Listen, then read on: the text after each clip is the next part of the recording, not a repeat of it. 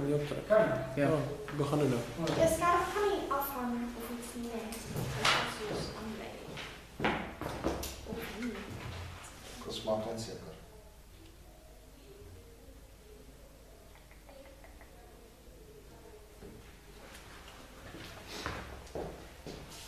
I thank the Deputy Leader of the Opposition and call upon Member of Government.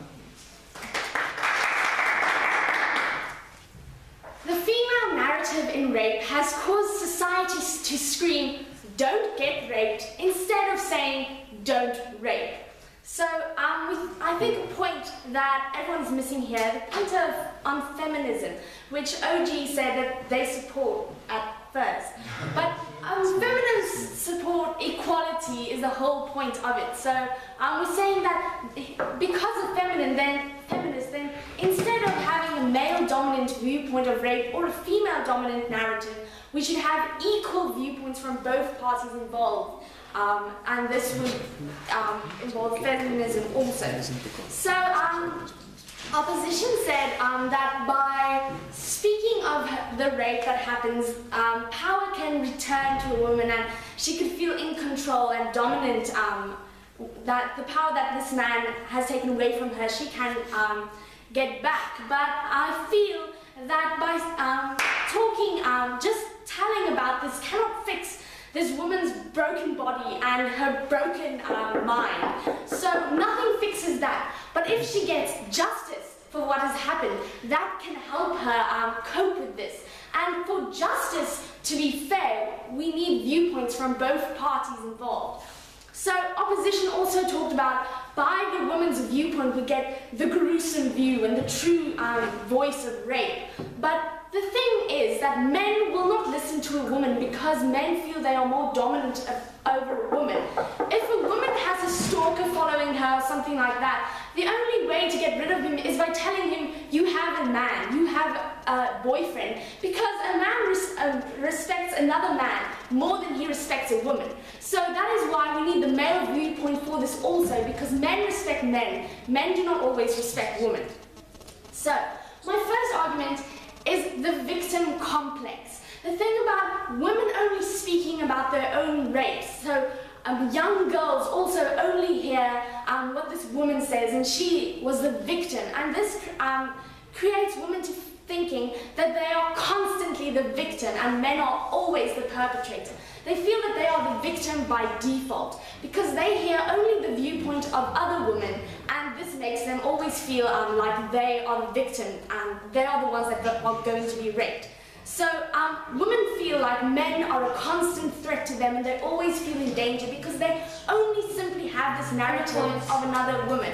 Yes, I will take it. Well, women might feel even more like a victim if they know something like rape exists, but women do not tell their stories. We need the viewpoint of both the man and the woman because what I am going to be talking about later, the male role in rape.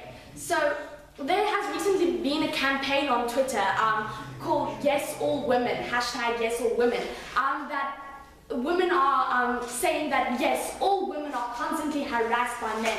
Not all men harass women, but they're saying that they are constantly victims, this victim complex that women have, that sexual harassment that they must take as a compliment. Women constantly feel like men are being a threat to them, this victim complex that the female narrative creates in young girls.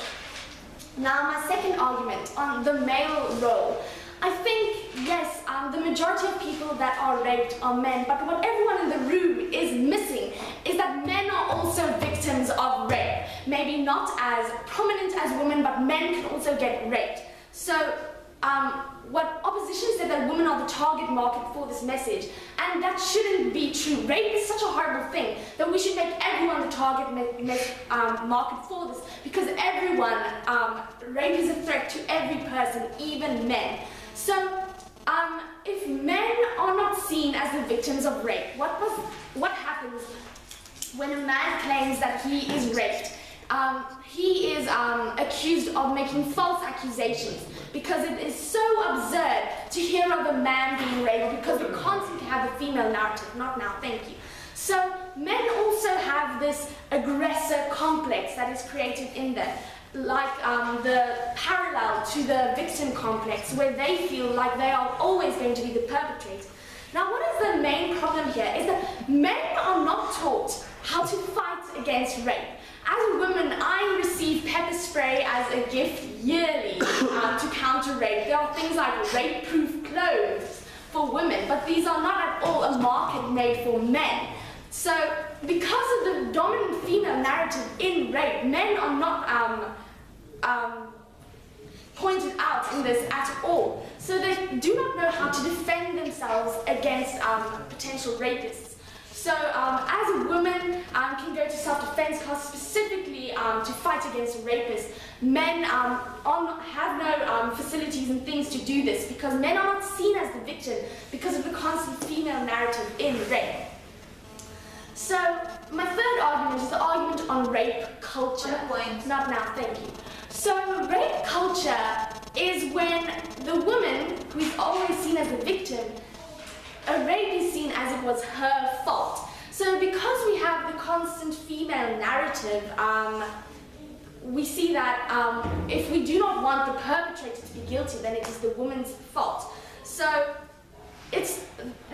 the rape is then blamed on the way that the woman dresses. So we see that men do not dress promiscuously or something like that. So women are often confronted and judged on the way that they dress. So then, because of the female narrative, then they look at a rape that happened, and then this rape can be blamed on the way that the women dress. So we need the viewpoint of both the male and the female.